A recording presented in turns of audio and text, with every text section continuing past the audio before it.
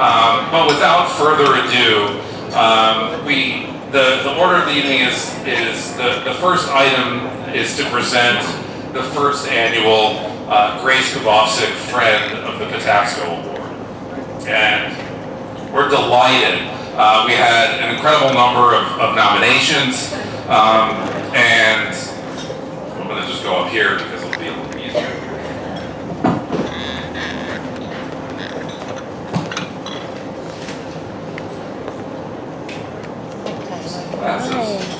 But I want to say a little bit about the award.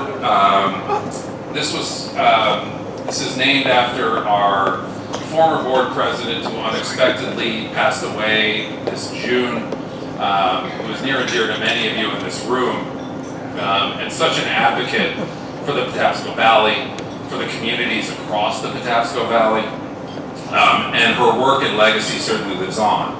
And so the PHG board decided to name our annual award after Grace, and it honors her service and her legacy.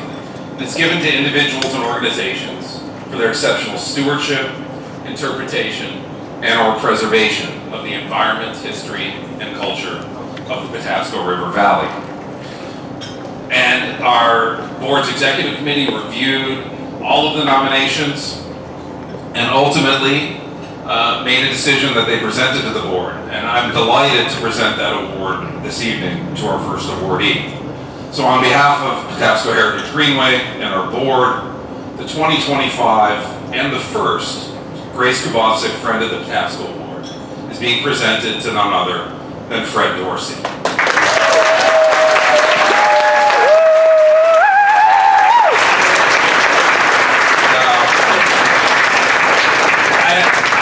I've gotten to know Fred a little bit over the 5 years that I've been here, and I have some prepared remarks to introduce him.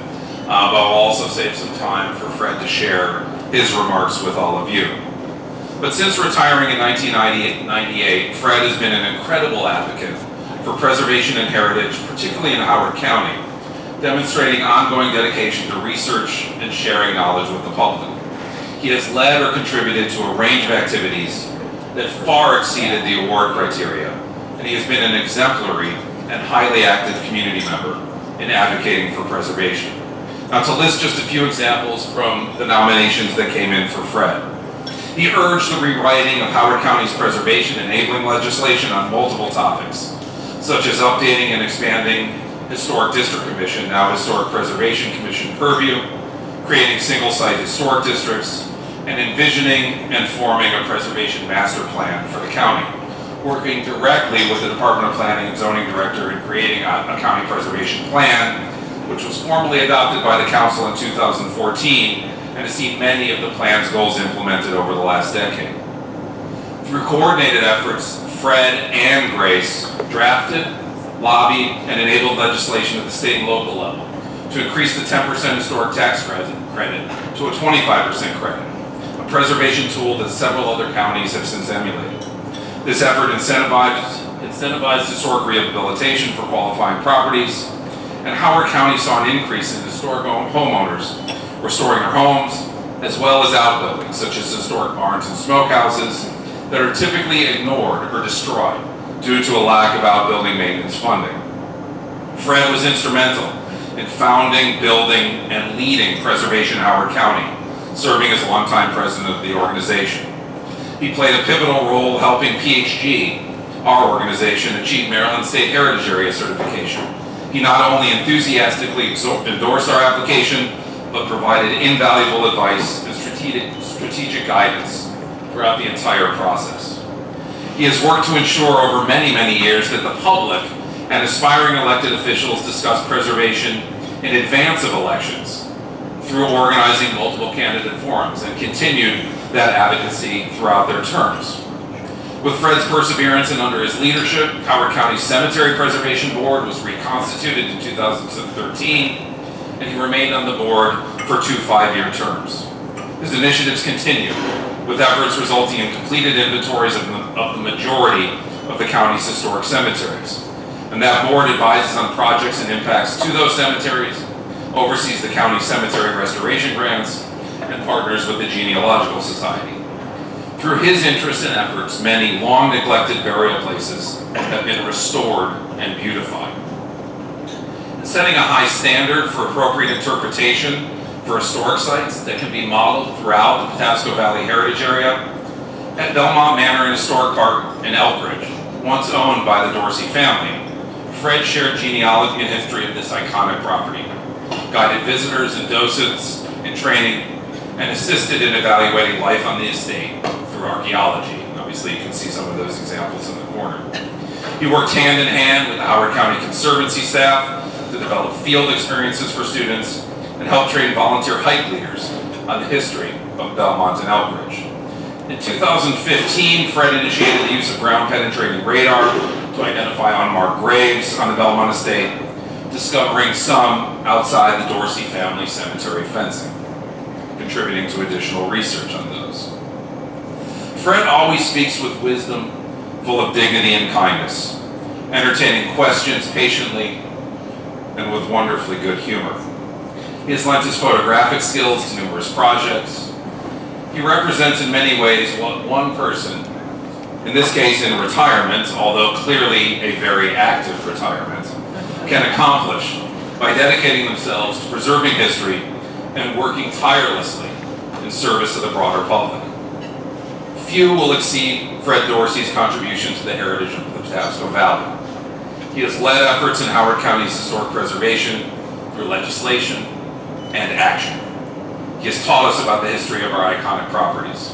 He has transformed local cemeteries into gardens of remembrance.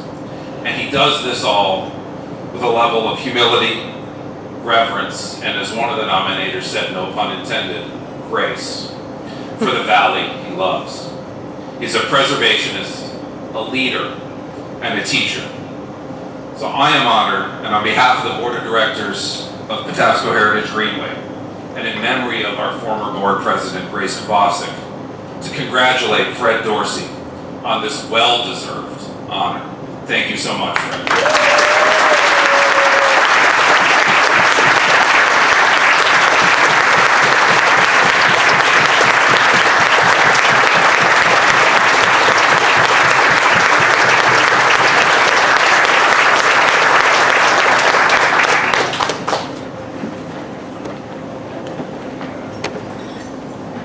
Thank you very much, Aaron. After that introduction, I'm not too sure where I can start. It's good to see familiar faces here. Many of your faces have names to them. However, there are some of your faces whose names are trapped in the shadows of my memory. But I still am very excited to see you here. This has always been a special occasion to be within this group, brought into it by a very special friend, Grace Kubofcik. We shared many times together, some joyful, some were a little bit exasperating, but we are here. Nothing can add to the specialty of this night other than the meal that Dan has prepared for us.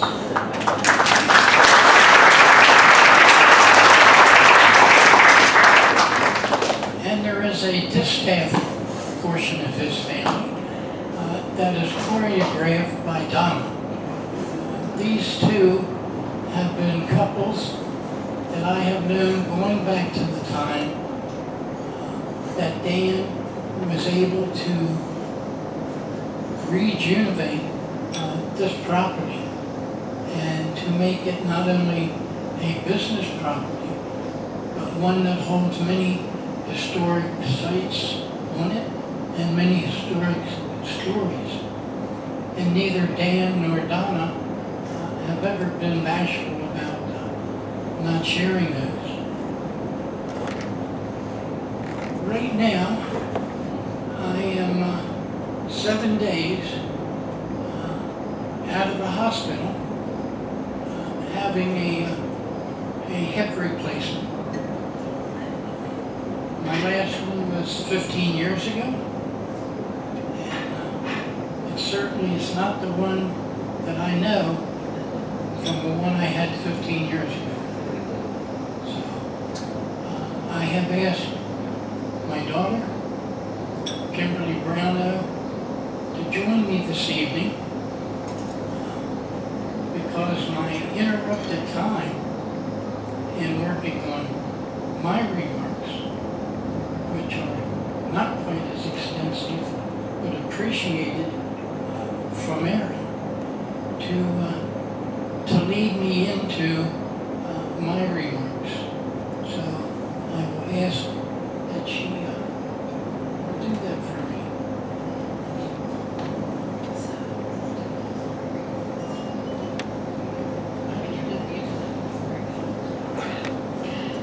I am very grateful to have been selected to receive the Grace Kubofcik Friend of Patapsco Award.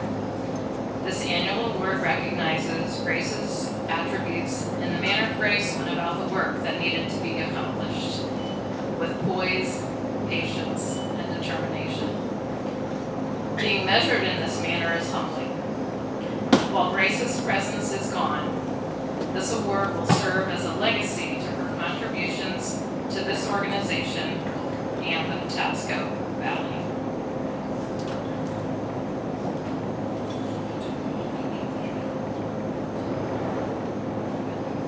Thank you very much.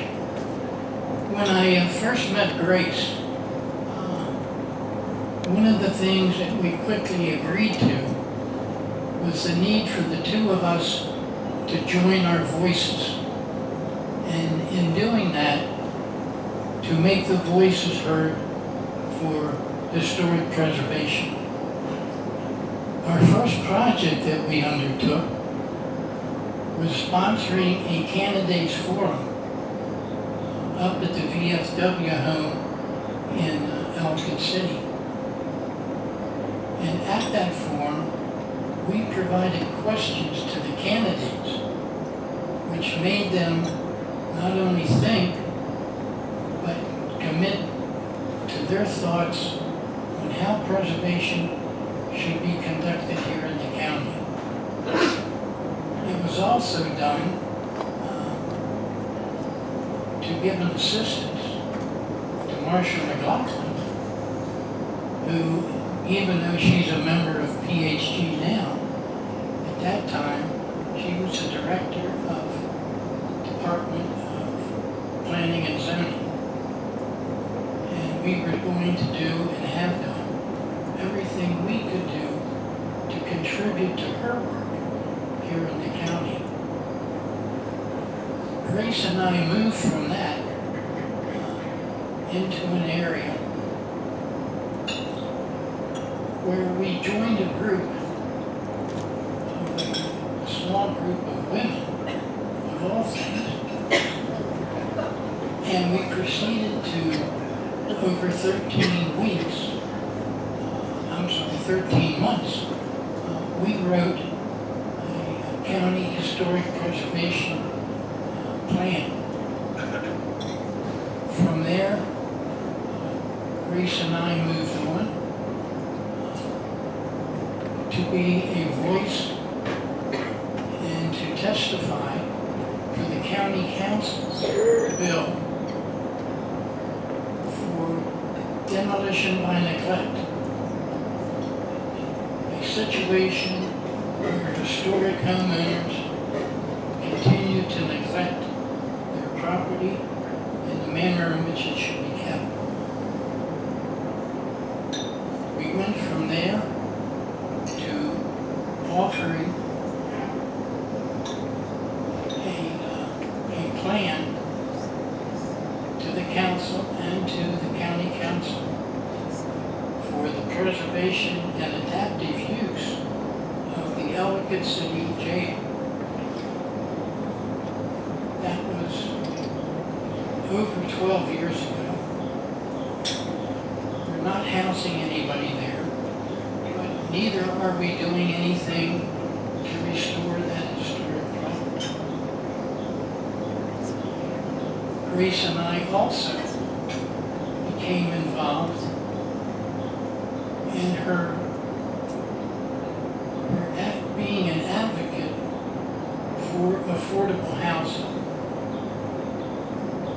This was an area that became very important to Grace. Being aware of the number of people in the county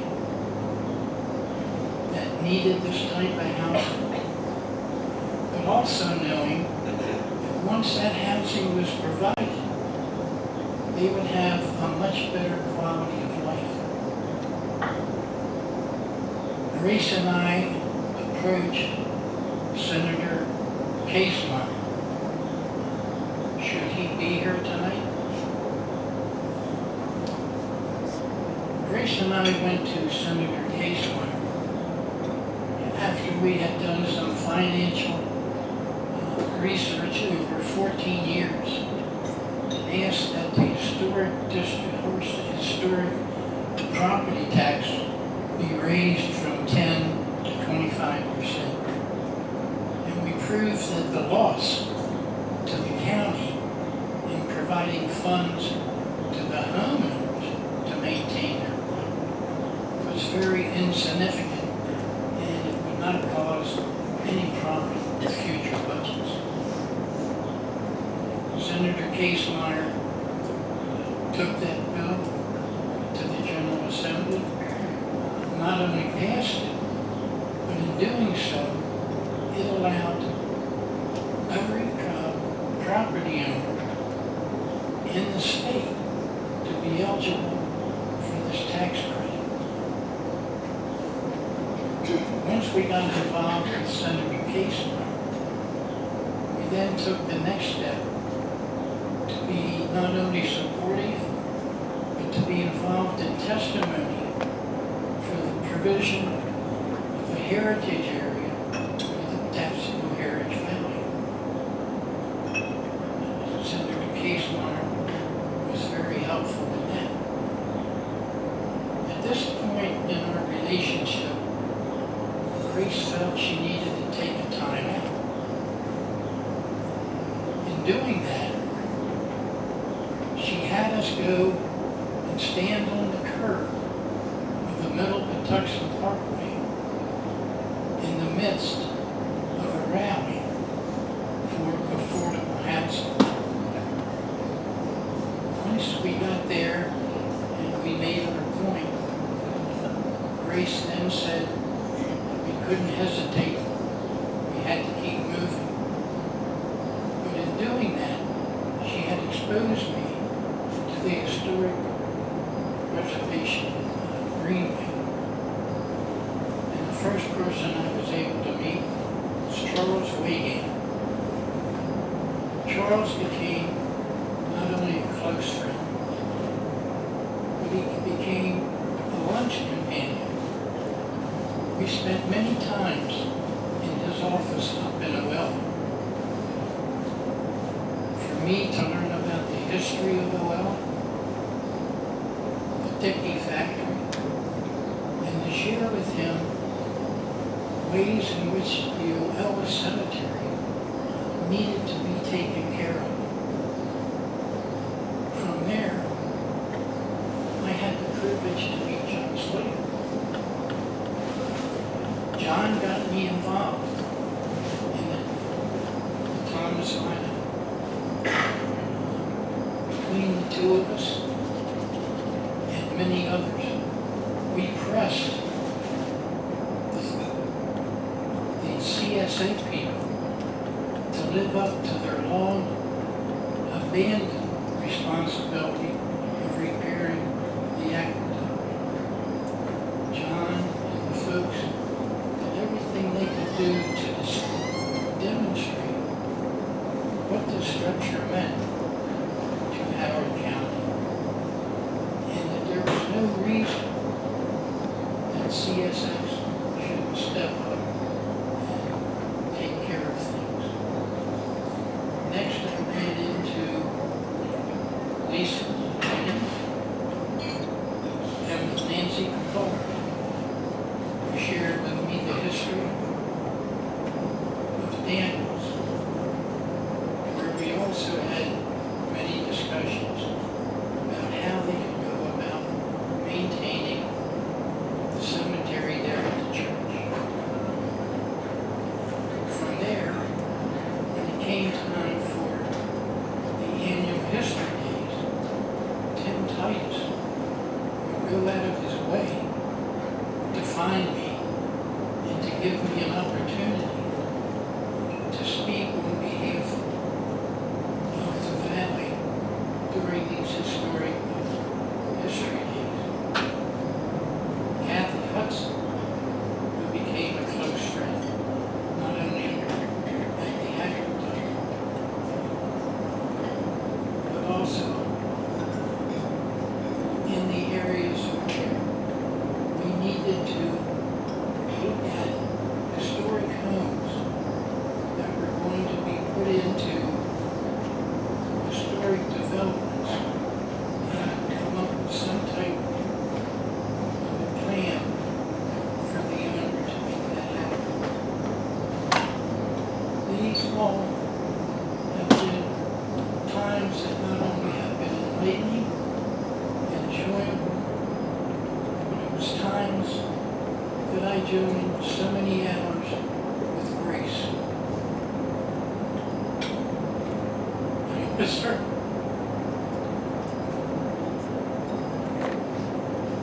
I'm very pleased to have accepted this first award that you folks have given.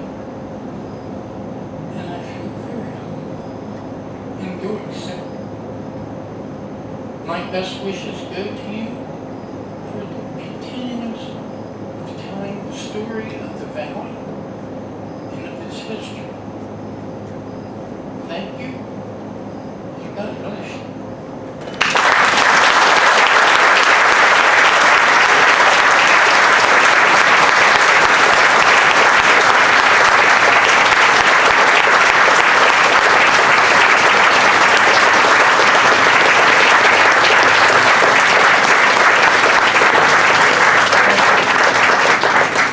Thank you, Fred, and we have a certificate and a small presentation for you, a small gift, but our board president, Mark Sutherland, and I would like to present you the Grace Kubofcik Friend of the Patapsco Award, the first one to Mr. Fred Dorsey. And I think behind me, you want to go ahead? So Fred, you said you miss Grace. We're making sure that Grace's memory is kept alive too. For anyone who knew Grace, they know that she was a great supporter of Sweet Cascades Chocolate Shop. And anytime someone who's president or leading up to being president of the Patapsco Heritage Greenway, anytime somebody did something good, Grace would show up with a box of chocolates for them as a reward. Many of us came back for more. But I wanted to make sure that Grace's memory was kept alive too. So we have a box of Sweet Cascades chocolate to make sure that you don't forget about Grace. Thank you very much.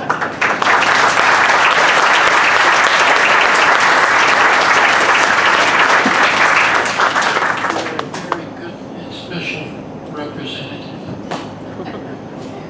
Well deserved. Thank you.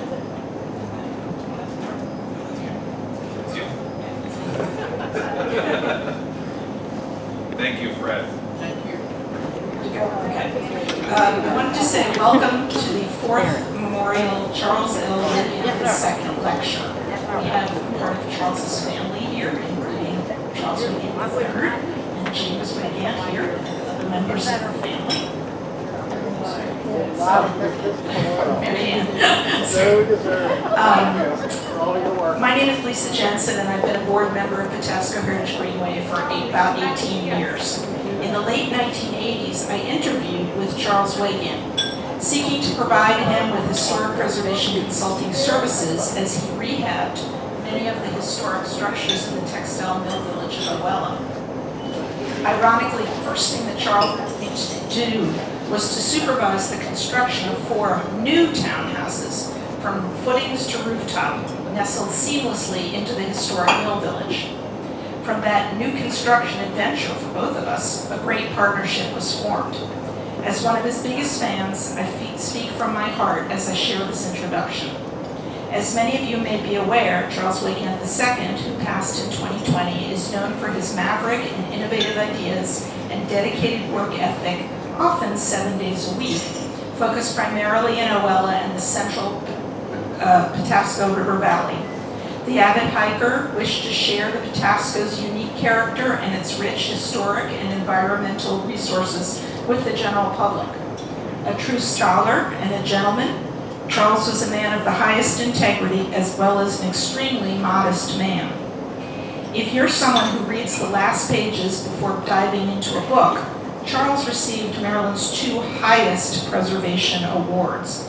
And in case you're not familiar with his efforts, I'll briefly summarize a few of them that lead up to the other lifetime preservation awards that he received as well.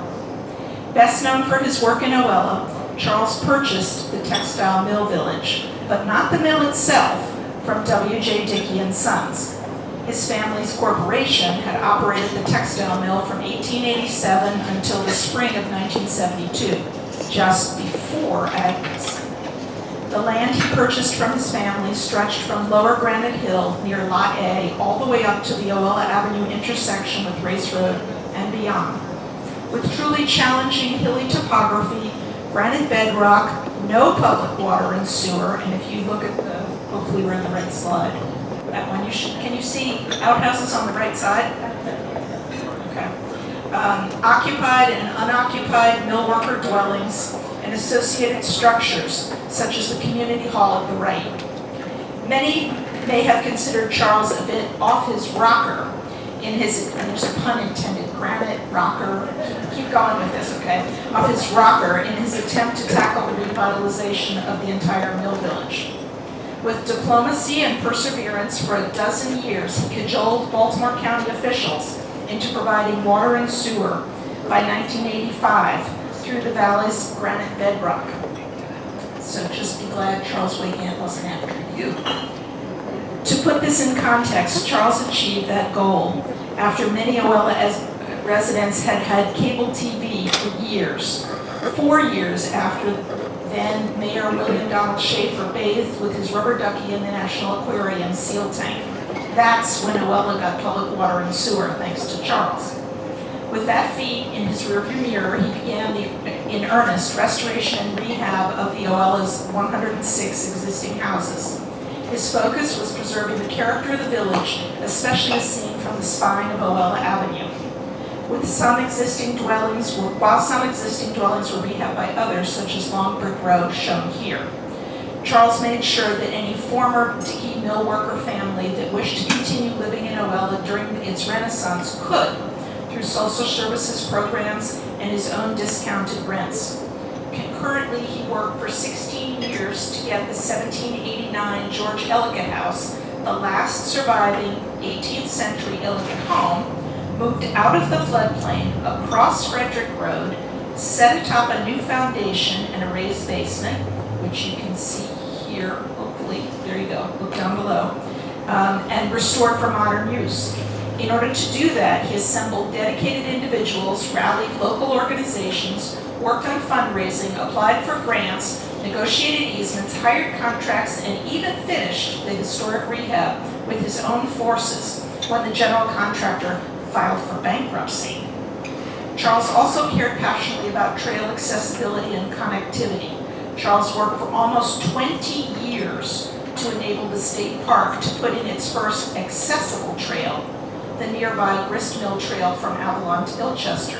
That required lobbying government officials, politicians, and state officials, as well as trying to win over the local Sierra Club, whose position at that time was that there should not be any paved trails within the state park. Charles worked tirelessly for inclusivity to make our heritage and our environment available to all. Believing the public deserved to know about America's first black man of science, Charles pressed for archaeological work to be undertaken to locate Benjamin Banneker's log cabin, which had burned on the date of his 1806 funeral. When archaeological investigations weren't conclusive, Charles didn't rest. He sought more research funding. With historian John McGrain's guidance, the archaeological focus was narrowed, and eventually a reproduction log cabin was erected as part of the Benjamin Banneker Historic Park and Museum in Upper Otola.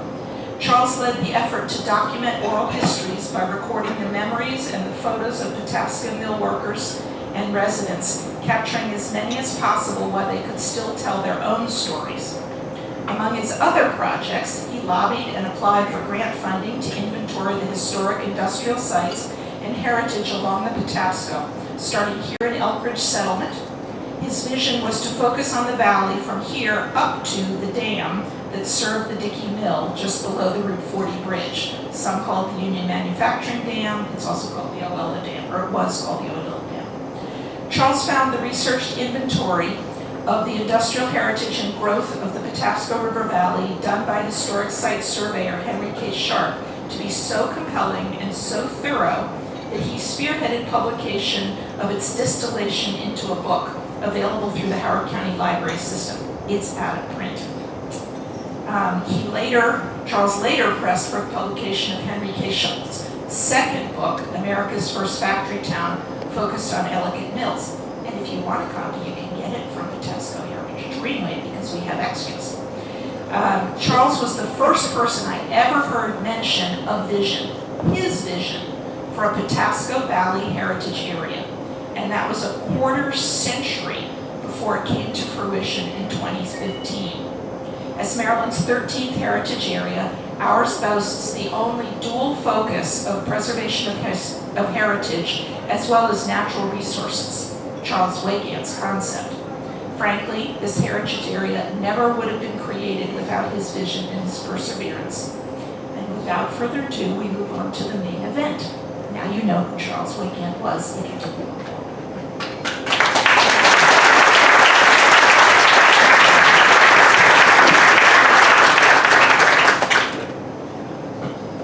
All right. Sorry about that. Okay, so thank you so much, Lisa. I appreciate that introduction. I would like to invite our speakers to make their way up to the panel table, and I will go ahead and get this roundtable going. So my name is Kyla Cools. I'm the Heritage Program Manager here at Patapsco Heritage Greenway.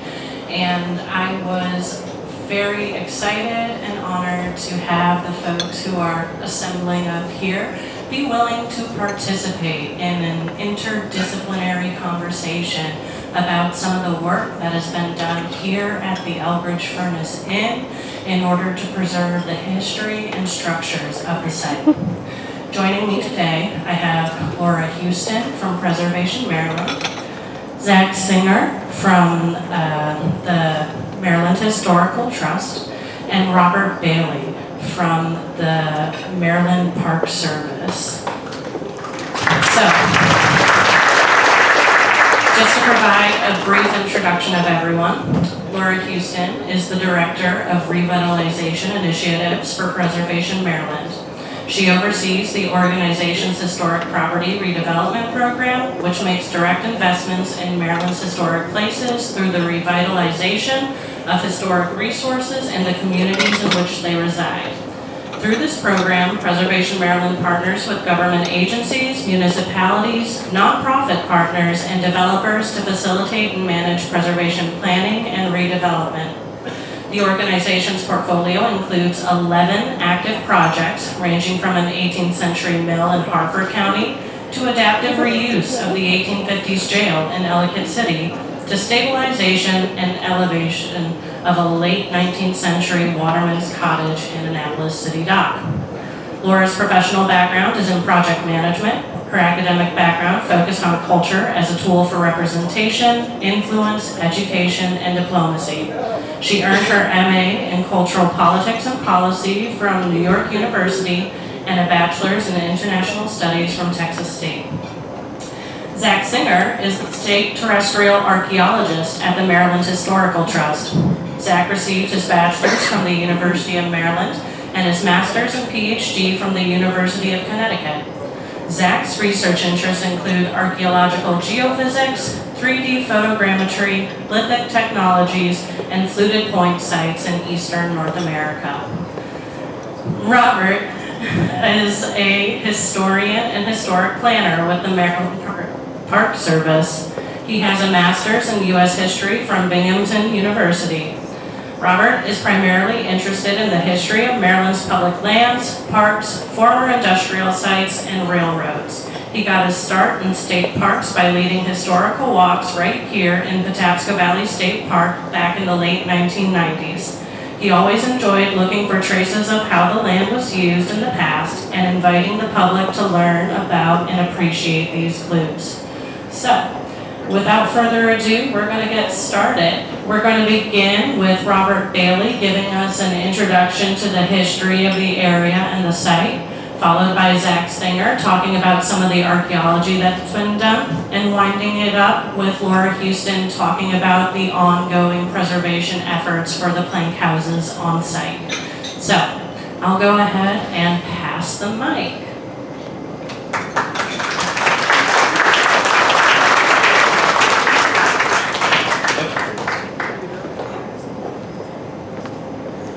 On. All right. Clear. Should leave that drink for me. Okay. When I get nervous, I tend to talk too fast, and they only give me 10 minutes to talk. So in my world, this is called a catch-22. So, I was asked to do a brief introduction to the history of Elkridge Furnace. As Kyla said, I've always had an interest in the Patapsco Valley. I have worked in several state parks since then. But it's always nice to sort of come back to Patapsco. So anyway, we only have 10 minutes, so let's get this show started. The history of Elkridge Furnace can largely be divided into two distinct periods. There was the Dorsey period in the 18th century, and there was the Elkridge period in the 19th century. In reality, there were probably two different furnaces built in two different locations, but the first furnace is probably completely gone, so that is still something to theory. What we have left of the two periods is very different. The early period is pretty well documented. We actually have surviving corporate ledgers from the Caleb Dorsey and Company on file in the state archives. But there's almost no physical trace left of the original furnace site. In the second period, we have standing structures, but a lot less documentation, or at the very least, the volume of scholarship and study that has been committed to the second period is substantially less. So in many ways, we know more about the earlier period than we do about the later period. Why was there a furnace here? Well, in the colonial Chesapeake and southeastern Pennsylvania in the 18th century, there was a very substantial iron industry.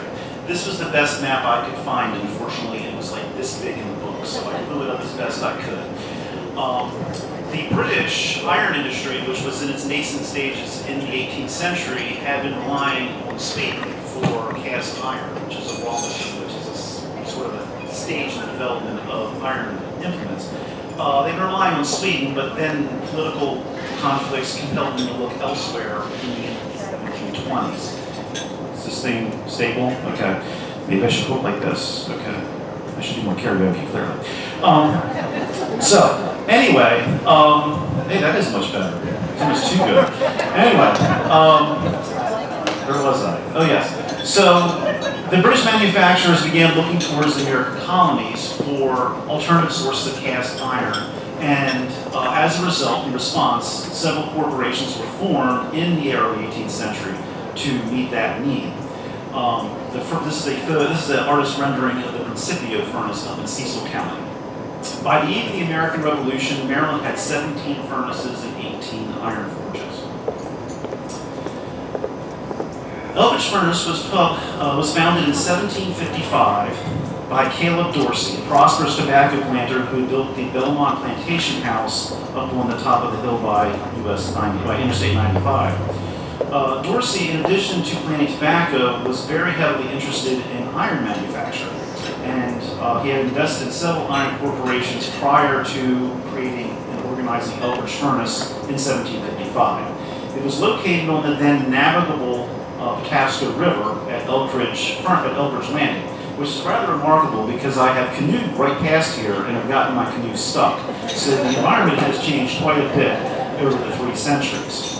This is an artist's rendering of how the Elkridge Landing area may have looked in the 1760s. It was done in the 1970s, and it was a very good effort, but I suspect it is not completely historically accurate.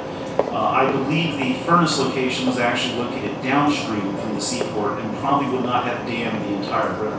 And in case you're sort of looking at it, at the top of the painting is the Belmont Manor Plantation House. Where I've circled in red is the Elkridge Furnace, and at the bottom is the seaport.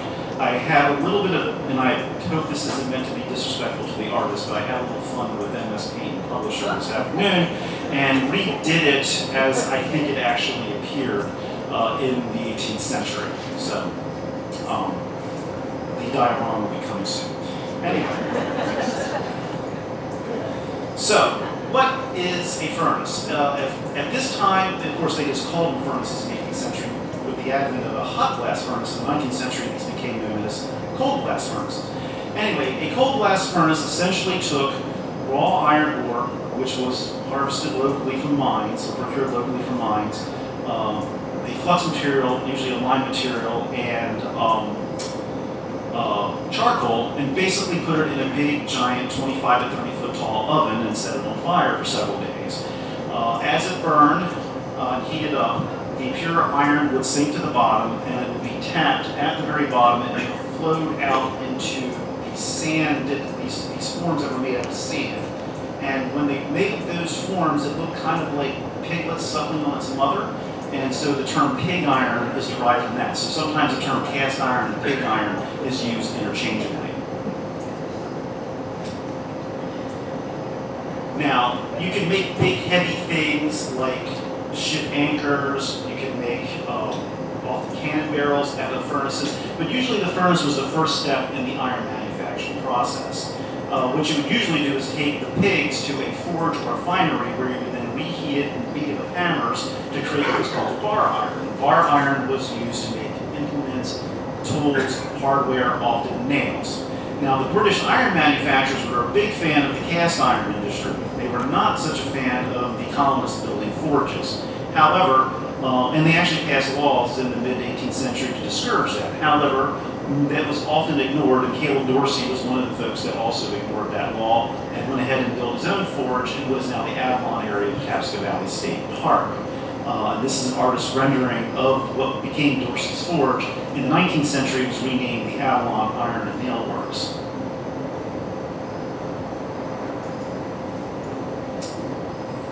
Now, the most common finished product to come out of Elkridge Furnace was probably cast iron firebacks for the back of fireplaces. And this is, to my knowledge, the only surviving cast iron fireback that's at least identified as having come out of the original Elkridge Furnace. This was manufactured by William Williams in 1762, and you can see the inscription, and I typed out the inscription for you to read. This is now on display at the Winter Museum in Delaware.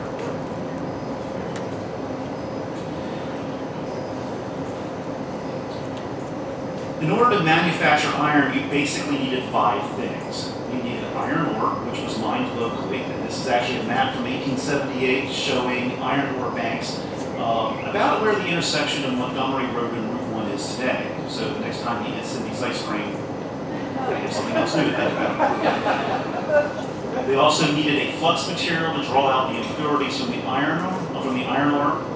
Usually it was a lime material. Out in Western Maryland, they used limestone. Here in the Chesapeake, they used mostly oyster shells.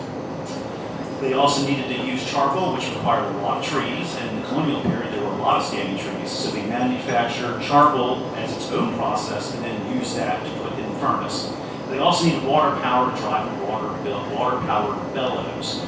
And most likely, they either used stony run originally, but certainly by the second period, deep run to power that bellows. They also needed labor, and labor was perhaps the biggest challenge. Free labor, when I say free as opposed to enslaved, free labor was in short supply in the colonial Chesapeake. And so Caleb Dorsey turned to enslaved labor, as both African Americans and Africans, as well as convict labor mostly from Scotland, to help supplement this free labor force.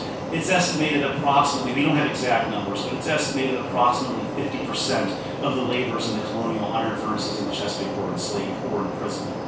We have two runaway advertisements as examples here. One on the left is from a gentleman named Tom, who, and I'm sure that was the name that this enslaver gave him, that he did not enjoy working in the furnace and decided to self-liberate.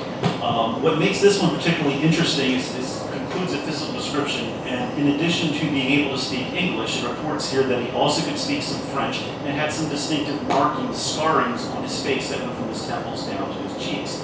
These are potentially facial scarrings that have been found in West Africa at this time. So it's very possible that Tom was born in Africa and perhaps was even against his will taken to the Caribbean before finding his way, but was brought to Elkridge Furnace. As for the Scots, the other advertisement is for John Akins, who also chose to self-liberate. The Jacobite Scots rebelled against their British, and I mean that intentionally, British, Hanoverian British rulers a couple of times in the 18th century. And when the rebellions were put down, some were given the option of, instead of being executed, they would be sent to the colonies to work in the iron factories. And so that is an advertisement for John Akins. Some historians have, one in particular, but some historians have tried to argue, perhaps not so persuasively, that work in the iron furnaces was less draconian than working as tobacco field hands. And there is some evidence that does support that. Here are the surviving example, or some pages out of the surviving Caleb Dorsey Company ledgers.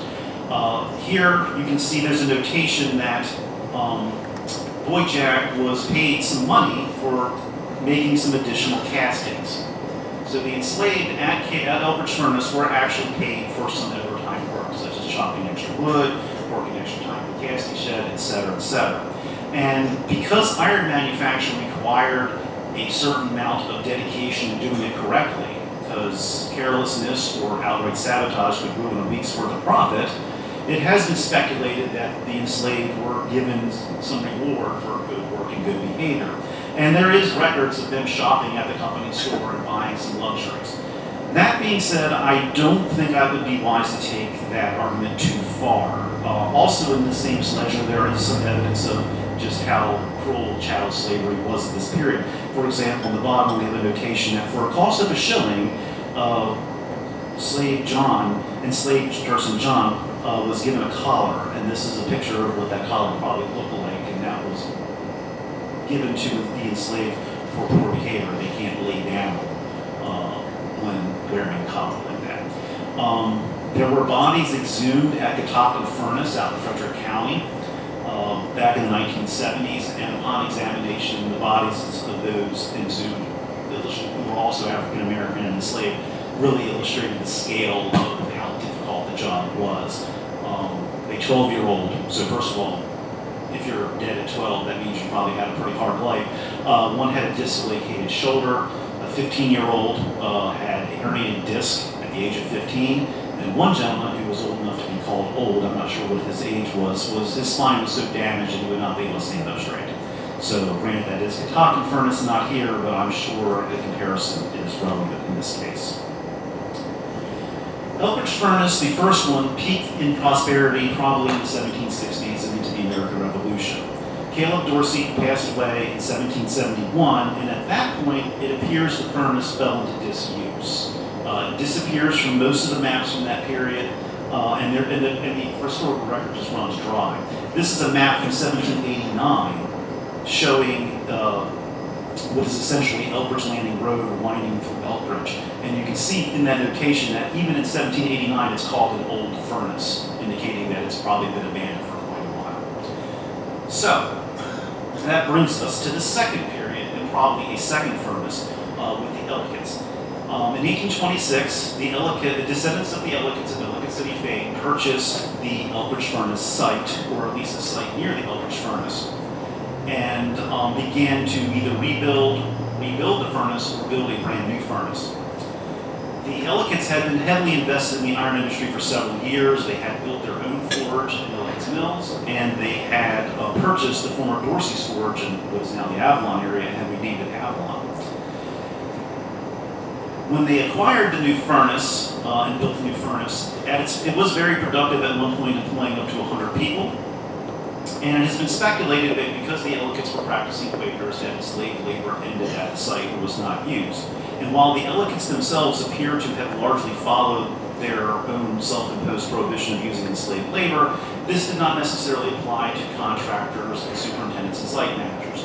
And so when they did the archaeological study here a couple of years ago, one of their researchers actually found this notice from 1828, which dates to after the period of the Ellicotts' acquisition of the property, of what appears to be a subcontractor or someone associated with the furnace looking for enslaved labor to work in the ore mines.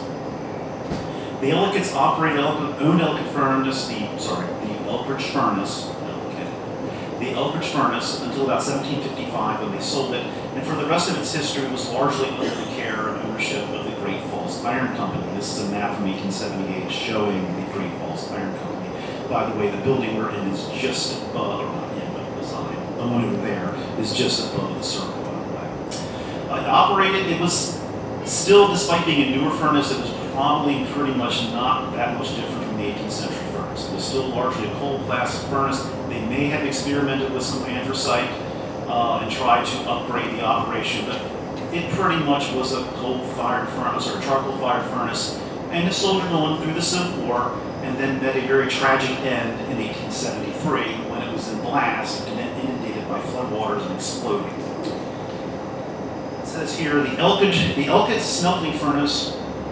At the Elkridge smelting furnace, the water rose so rapidly that the furnaces were inundated, causing a terrific explosion, shattering a great portion of the building and killing 2 people.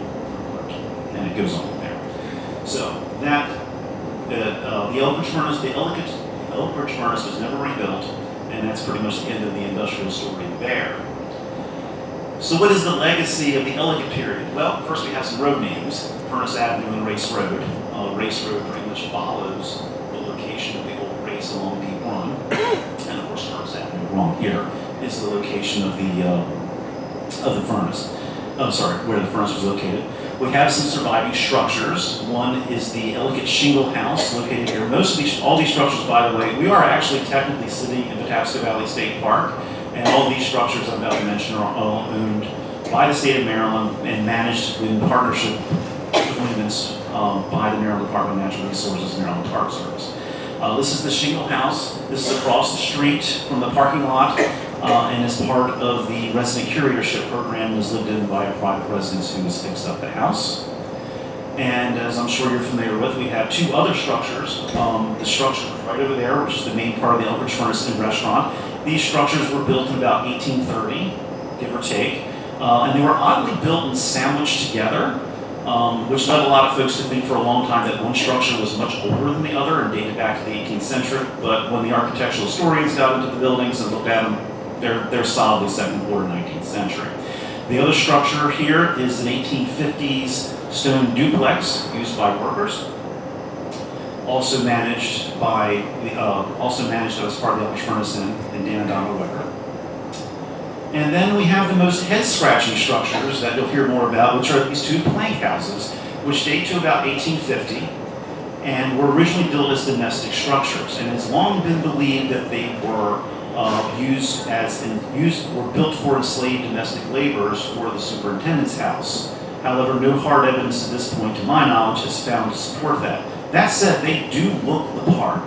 They absolutely look like enslaved cabins, and they certainly, from a visual perspective, certainly carry that legacy in a lot of ways.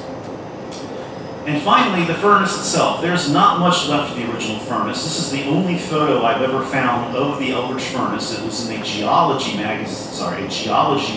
compendium put together by the state of Maryland Geological Survey in 1910.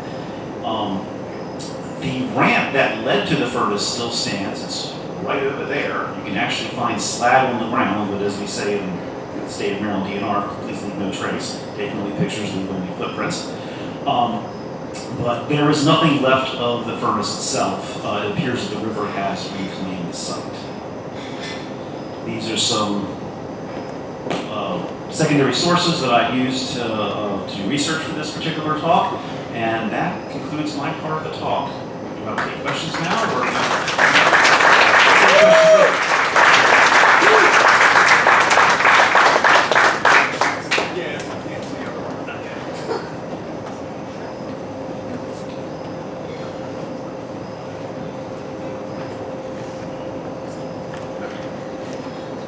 Hi everyone, thanks so much for coming out tonight. Really appreciate everyone's support and happy to be here to present about the archaeological investigations at the Elkridge Furnace plank buildings. What's going on here? One moment. We're having some technical difficulties on this.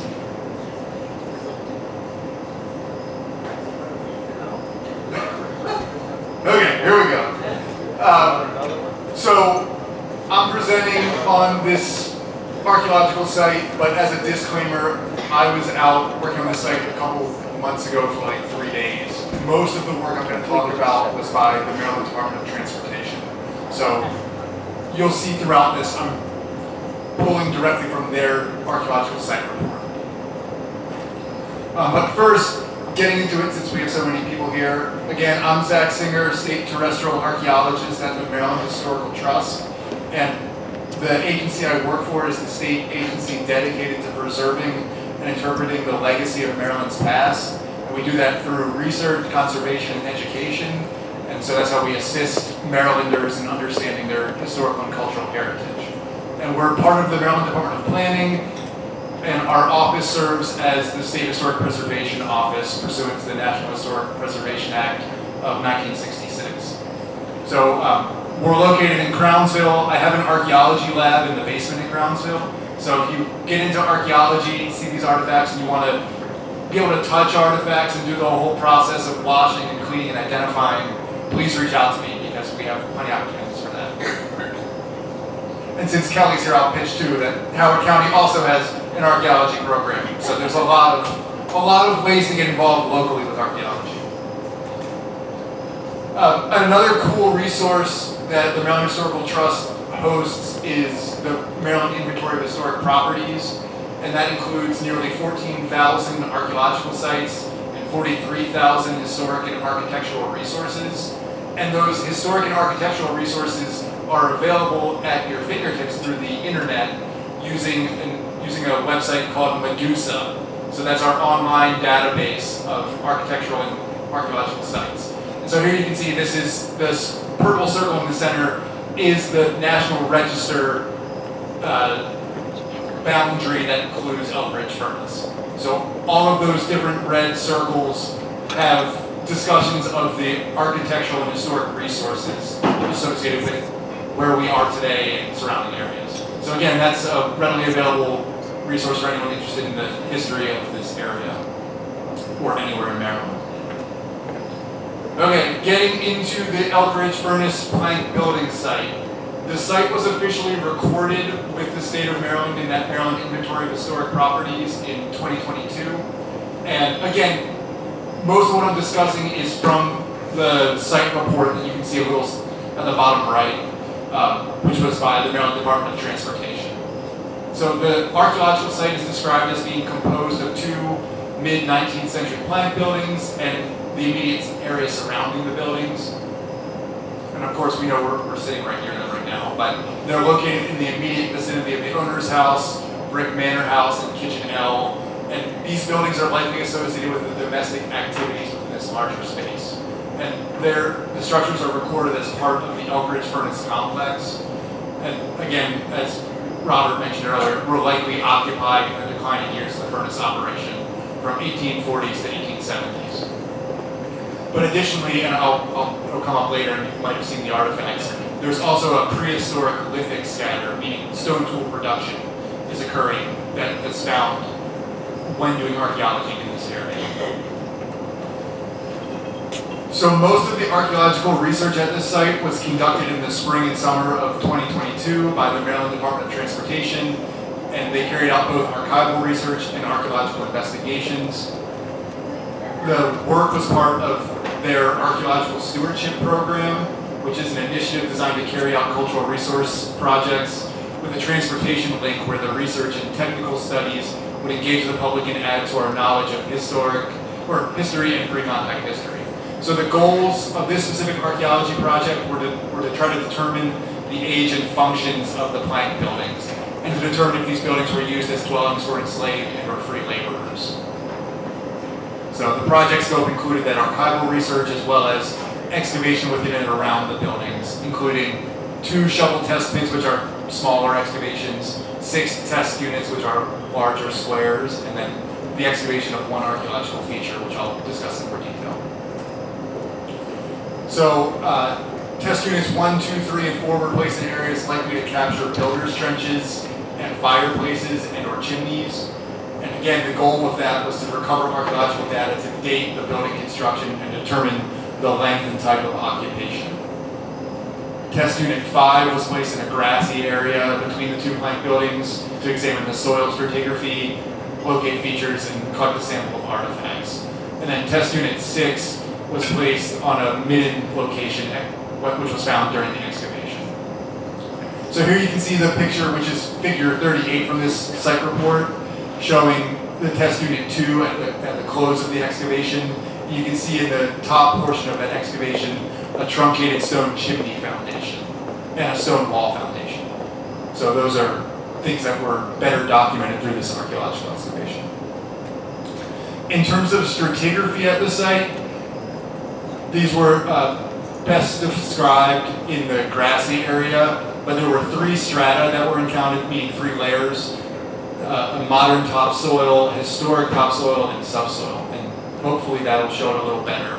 So there's like kind of a light gray modern topsoil and then a darker brown historic topsoil, which would be considered a plow zone, and then the subsoil is that light yellowish color at the base of excavation. The architectural data suggests that the Elkridge brothers built the large brick building around 1835. And the archaeological data indicates that the plank outbuildings were constructed during the Howard family period of ownership in the early 1850s, and they post-date the large brick dwelling. Since the outbuildings were domestic spaces constructed of recycled materials and placed in a service yard setting close to the main dwelling, it is likely they were lived in by free and or enslaved people in service of the occupants of the adjacent building.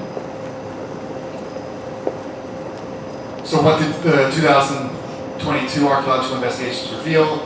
The most interesting discovery was by excavating in the builder's trench of the west building, the west plank building. There were artifacts found in that builder's trench that date to about 1850. So that includes a Goodyear button, which is the top left, with an 1851 patent date. And so the building must have been constructed sometime after 1851. And then you can see there's other domestic artifacts that were mixed in, including a piece of plate, a glass vial, and a nail. The archaeological investigations also found new architectural details for both outbuildings. So in the picture here from figure 30 of this archaeological site report, you can see a truncated chimney foundation in the top left, and also an exposed brick addition foundation that's in the center of the unit. The excavation also recovered many artifacts, all of which are domestic in nature, again showing that people lived in those outbuildings, or plank buildings. Some of the cool artifacts, some of which are on display again in the back, include a white transfer print shirt which says Harper's Ferry from the Potomac side, which has a manufacture date between 1838 and 1847. There's also dipped ware that's banded, so different types of plates and cups. A smoking pipe that is stamped with Hail Columbia, which was manufactured in Glasgow, Scotland between 1847 and 1891. Kubrick alloy spoon, so again all evidence of people hanging out and living their everyday lives and depositing their trash in and around those buildings. There was also a light scatter of earlier artifacts, so stuff dating from the late 17th to early 18th century, suggesting an occupation near the site that may be related to the Dr. Charles Carroll and James Lawson period of ownership sometime after their purchase in 1737. And so those are these tin glazed earthenware sherds, and those are in the back, I saw them earlier. And then also, as mentioned, there's evidence of native peoples occupying the landscape prior to the historic period, and that's in the form of pre-contact lithics. So here's the base of a quartz projectile point. So overall, based on the 2022 excavations, the recommendations that were provided in this report say that the investigations revealed that despite a long history of occupation and landscape alteration, much of the site and surrounding property very likely contain archaeological deposits and archaeological features that could contribute to a better understanding of the history of the plank buildings and its occupants, as well as much of the surrounding parcel. The archaeological data potential is understood to be particularly high in yard spaces surrounding either of the plank buildings.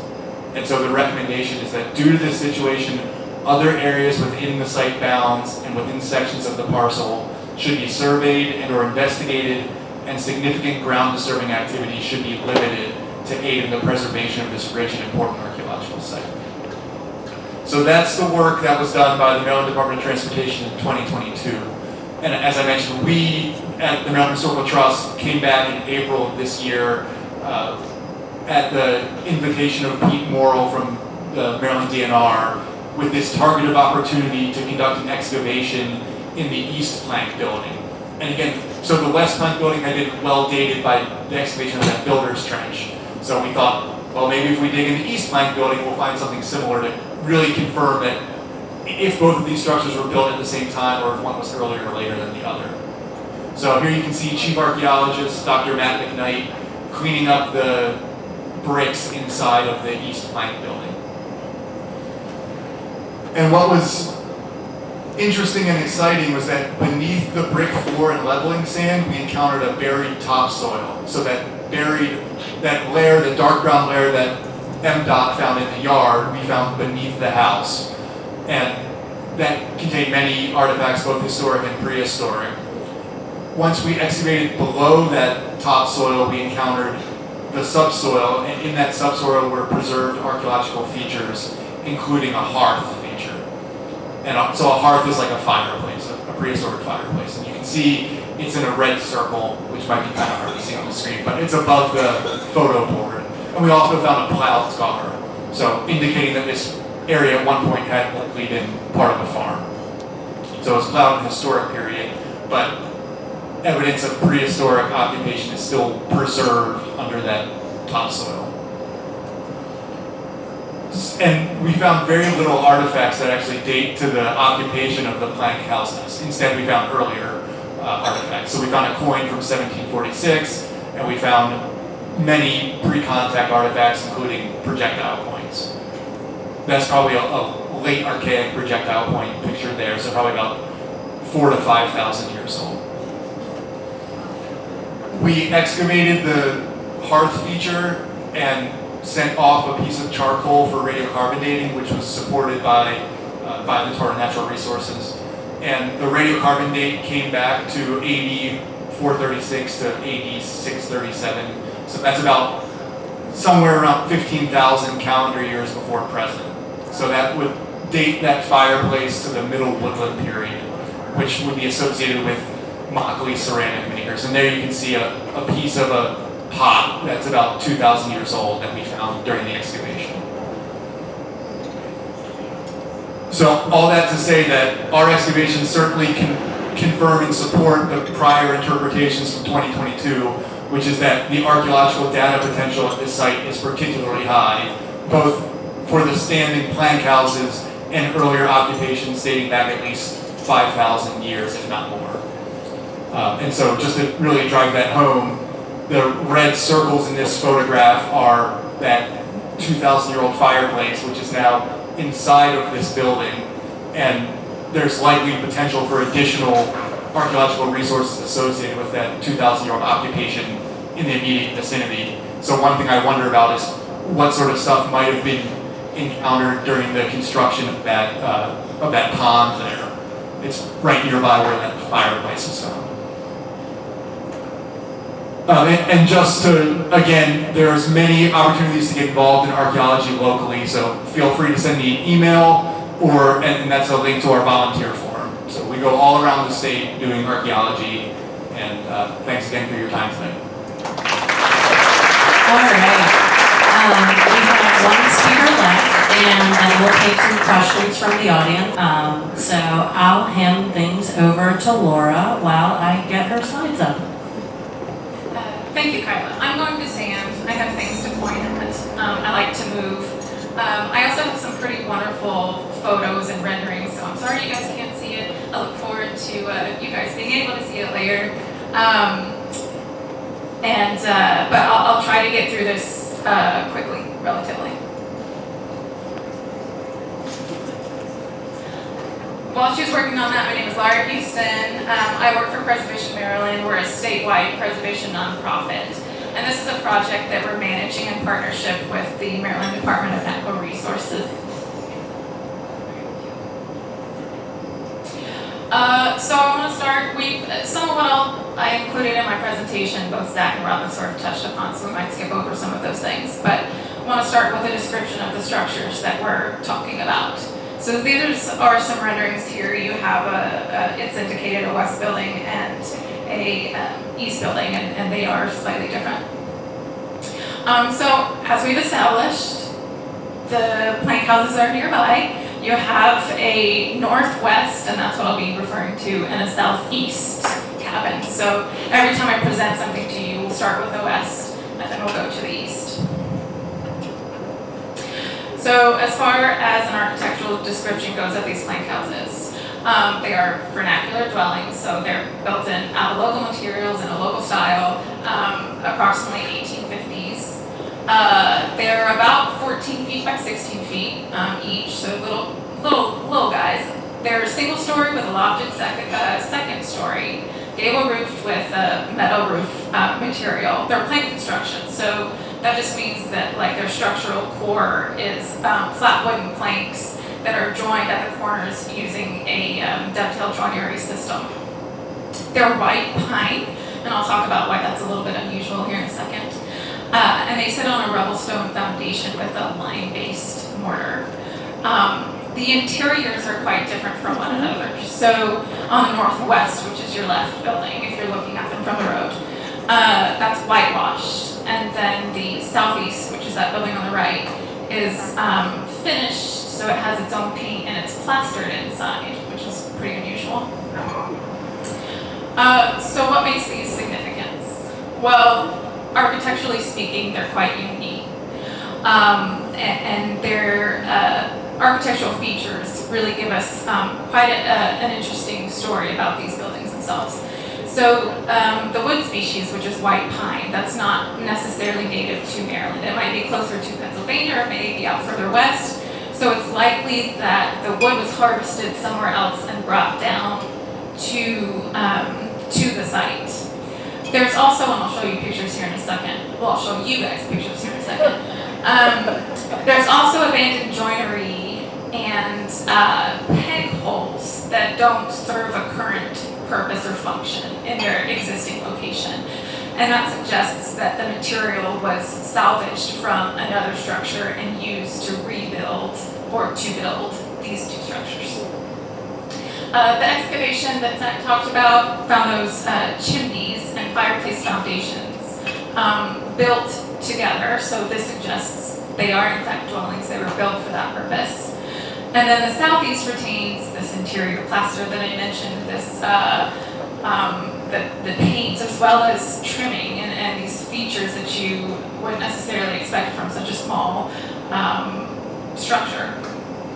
And then there's the construction site itself. So, horizontal plank construction was once commonly used for outbuildings and specifically enslaved housing or housing for enslaved workers. So there are the peg holes that you can see, the abandoned joinery. Here's some of the plaster, the Latham plaster of the southeast building, and then that trim detail that I mentioned. So archaeology, we've learned a lot about that tonight. But there were over 5,000 artifacts found during that first excavation. And this really gave us a better sense of the date of the structures, their use, their function, and a little bit more about the tenants, though maybe not as much as we were hoping to learn. But we have a sense of the construction date being 1851 because of that button. And then we know for sure that it was, these were dwellings likely built by either an owner or manager of the complex, of the furnace. They were engineered to function as heated dwellings, which is why we believe that they were houses. And then there were periods of demolition and rebuilding that removed these fireplaces and these chimneys. For a period of time, the northwest, which is the left building, seems to have been heated by a stove after one of these renovations, which might have changed its use to a workspace, or it could have continued to be a dwelling. But eventually they were converted to storage facilities after removal of these heat sources. So the tenants, the building type, which is the dwelling, the fact that they used salvaged materials, their proximity to the main house suggests that they were lived in either by laborers, likely lived in here. We don't know for sure if they were free laborers or enslaved laborers. So the exact identities, the ethnicities, details like that, we're not quite sure. The census doesn't really tell us exactly who might have been inside. They might give some insight to who was on site, but not necessarily who was in the houses themselves. But what we do know is that in 1850, about when these were, we think, probably built, there were 4 people enslaved in Elkridge. And by 1860 it was 2. So it's a possibility. We don't know how high or low that probability really is, though. And then the southeast finishes could be an indication that whoever was in that particular house had a more elevated status, but that's sort of conjecture. There's that button. There are those archaeological photos we saw. You have the masonry work, and then you have the chimney and foundation and the trench that was mentioned. All right, so why now? Why are we preserving these buildings? So they're in quite a state.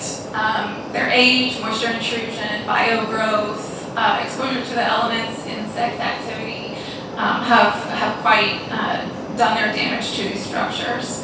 And the northwest, which is your left one, faces some structural threats. You have walls that are partially collapsing, a roof that's ready to collapse.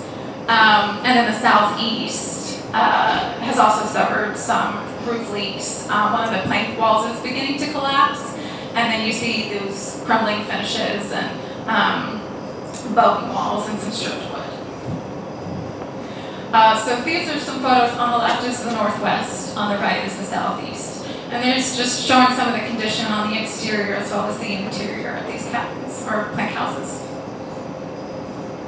Okay, so how do we approach something like this? You have these structures that are potentially, especially significant for a number of reasons, but they're in quite a state. We want to retain as much historic fabric as we can, but we don't know what we can do. So, in a preservation project, if you have the time and the funds, there are these certain stages that you want to go through, starting with documentation. Get all the documentation you can of the resource, so that if something happens before you can address it, you have that on hand at least for reference in future. If you can, develop a treatment plan or a preservation plan, so that if you aren't able to address all of the things all at once in one go, you have this reference document that outlines a strategy for saving these sites. In this case, we got to go in and stabilize and protect it first, while we're finishing up the actual construction scope of work and design. It then has to go through approvals. We work with the Maryland Department of Natural Resources, the Maryland Historical Trust, to make sure that what's being proposed is the most appropriate option for these sites. And then the restoration scope of work follows after that. So the documentation for this project included LiDAR scans, laser scanning. There's a picture here. As-built drawings, so drawings that capture the current condition of these structures. and then material analysis. So these are just some images of the scans. We got scans of all of the elevations, the roof, that's the northwest, that's the southeast. And these are, they allow us to do, well, the team that we hired, I don't do this work, we hired people to do this work. This allows them to create these drawings that show you all of the elements of these structures and the different pieces of material, which then inform the design that follows. That's, yeah, the southeast building. All right, so the material analysis. We had somebody come in, they collected samples of the paint, the plaster, the mortar. The northwest plank house had 17 samples. The southeast had 42, just because there was more material there. These undergo an analysis and chemical testing to determine what the substance may be, what the characteristics or qualities of that substance is or are. And analysis like this, again, if you're able to incorporate this into a project, it helps inform a historic paint color, what that material or mineral is. It can help you identify where that material was sourced from, and the manner in which it was sourced. So these are just renderings showing all of the locations that we took samples from, just to get an idea of where they came from all over the place. And then these are the interior. On the left you have the west building, on the right you have the east. And so you can see east building, because it had all of those finishes and that plaster, there were a lot of samples taken there. The determinations from this material analysis was that in the northwest building, which is the one that had a little, fewer features, mostly coated in lime wash. There's a layer of red running through the paint chronology, which is really interesting. You don't necessarily expect to see that vibrant color in a especially structure like this. And the mortar sands are local. They were likely dredged rather than quarried. And this indicates that they're likely original to the structure. For the southeast building, there was also lime wash that was confirmed.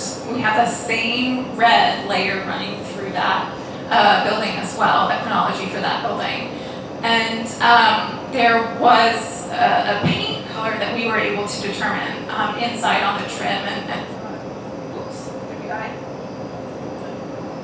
I don't know. Oh. That's me. Yes, a green paint color.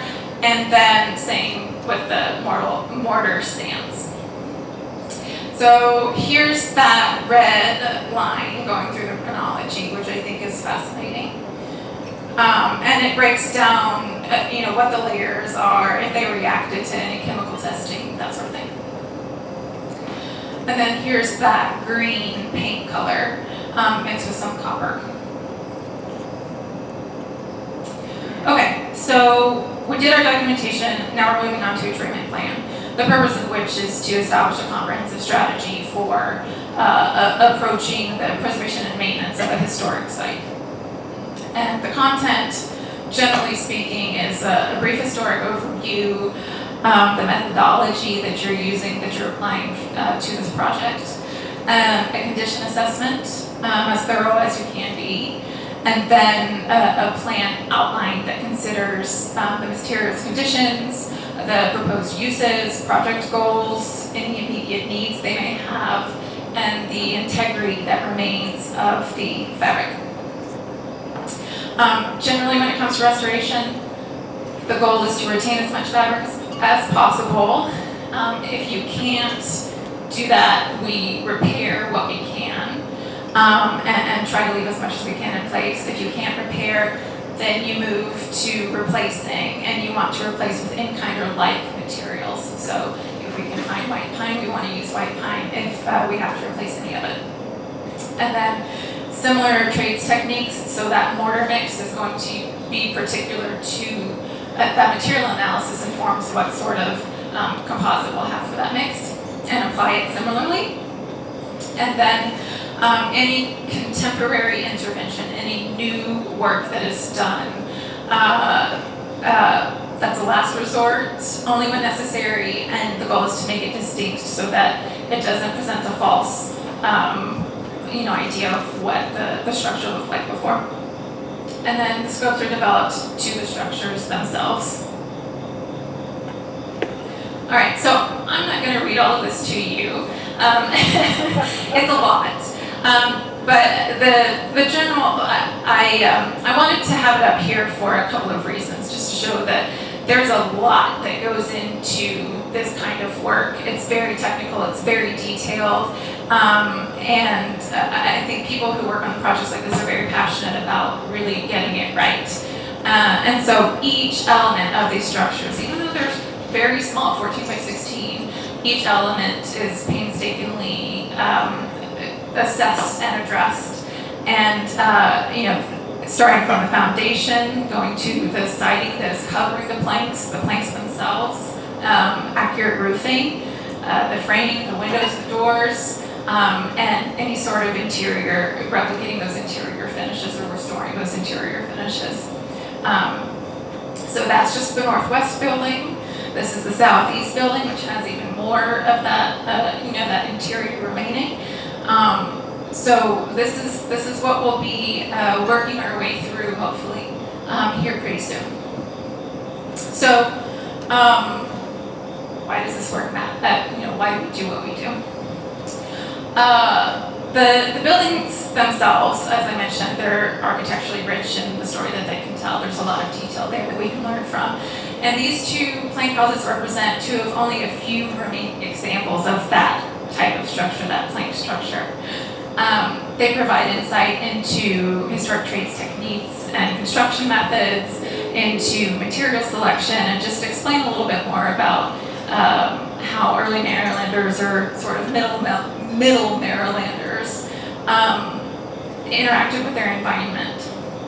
But then they also provide an opportunity for us to learn more about the people who, in some cases, quite literally built Maryland.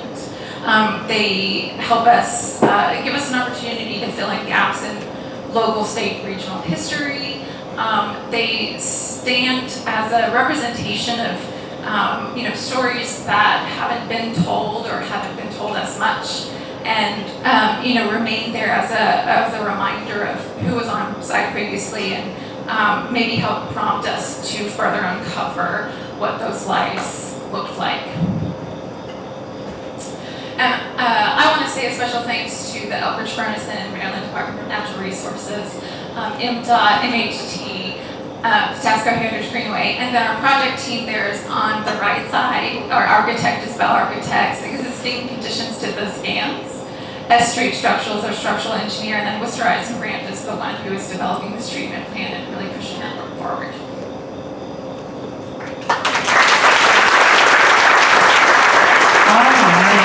So that was all of our speakers. I'm just going to say a few words before opening it up for questions.